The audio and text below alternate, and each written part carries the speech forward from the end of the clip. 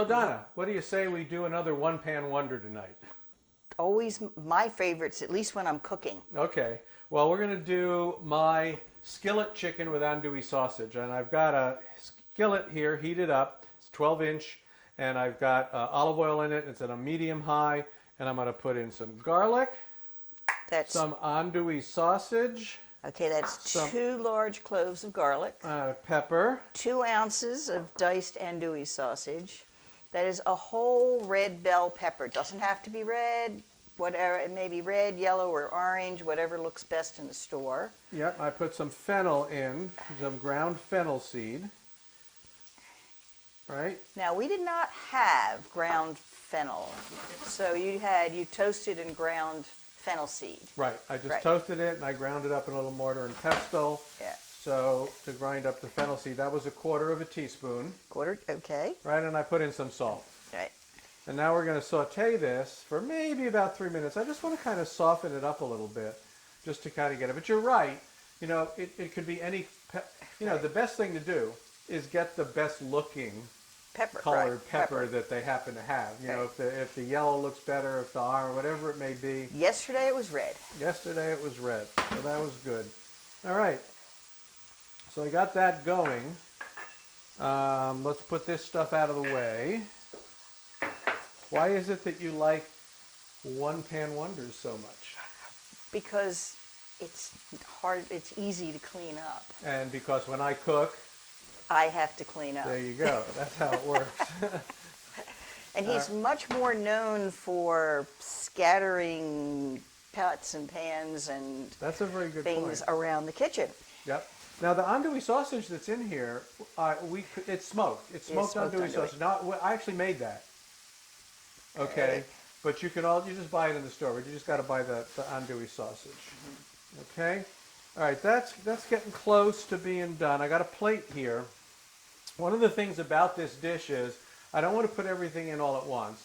Some of the stuff has to cook longer than other. I don't want to cook the chicken in this liquid here, you know, and cook it as long as it's going to take to get these close to being done, because they're going to go back in again later.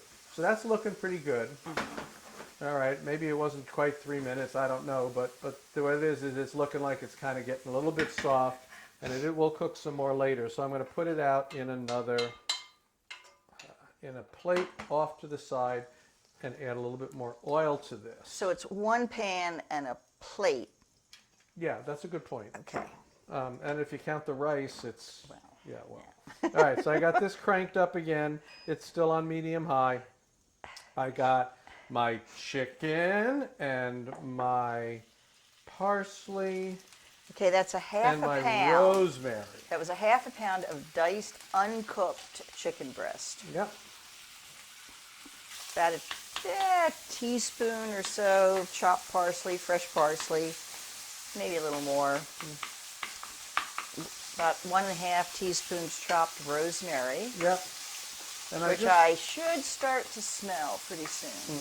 Yeah, can't you smell the rosemary? Yeah. All right. Now I have to make sure the chicken is pretty much all the way cooked, right? We don't want to serve anybody raw chicken.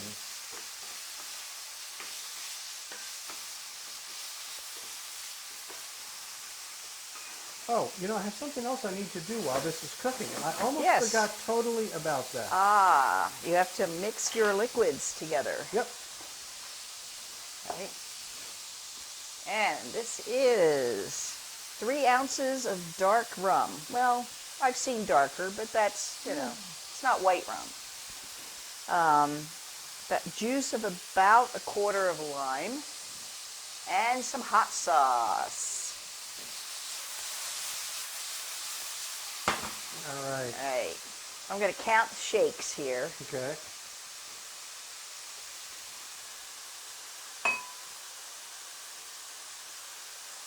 I'd count that as 5, but that's, you know. All right. Well. You kind of got 2 on the first one. Okay. But it's 4 plus or minus.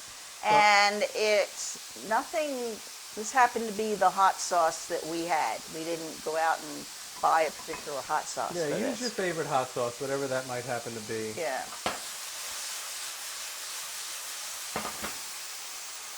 I'm going to taste this just to see. I guess that's pretty good to the heat. Yeah, I mean, you can't tell. That's ready to go. All right. So what I do now that that's going, it's nice and you can hear it sizzling, I'm going to return this to the pan. So it'll finish cooking as the chicken finishes cooking. Just for another minute or so. And we're going to help it along with the liquid that I made up. I'll put that in there.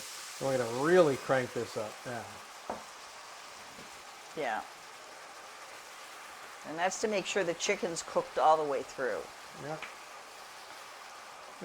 And this is not supposed to be soup. Right. Right. And I also want to cook the alcohol out, right? I mean, I don't want to have that raw alcohol flavor right. from the rum. So we'll just cook that down.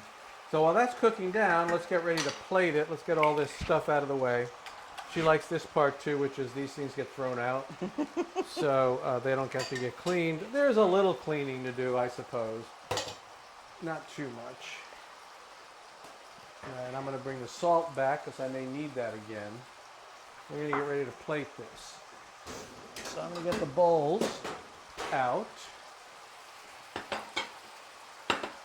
Got to have something with it to add a little. Right. We conveniently have some rice that was cooked here. Yep. So let me And get that. It stays warm off the heat. Yep. Not forever, obviously, but the bowls are warm.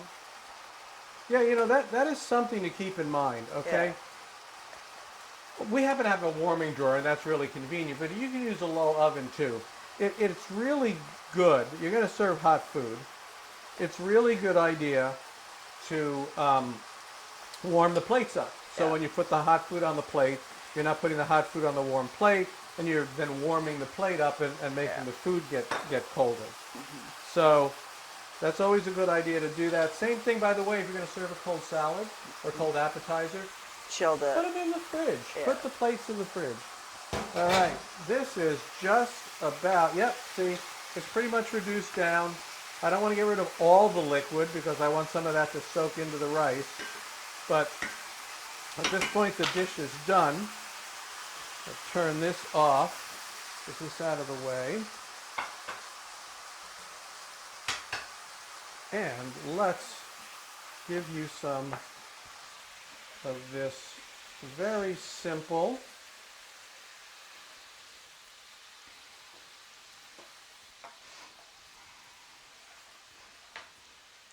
and there you go. That's for you. Oh wait, let me give you a little bit. Like I said, we don't want to get rid of all the sauce because we want some of it to go in the like that. All right. Okay, so I dive into the chicken here. Oh, it's still tender, and it's Yeah, that's the idea. I mean, you got to be careful with chicken breast, right? Because it's very easy to dry it out. Okay, so that's why you cook it separately, and then you add the stuff in at the end. You don't want to overcook it. You don't want to dry it out. And it really does come through with the fennel and the rosemary. Yeah, Definitely comes through. Don't need a lot. Okay. So there you have it, everybody. Looks like Donna's happy. Not much to clean up. And that's the one pan wonder, skillet chicken with andouille sausage. And we will see you next time.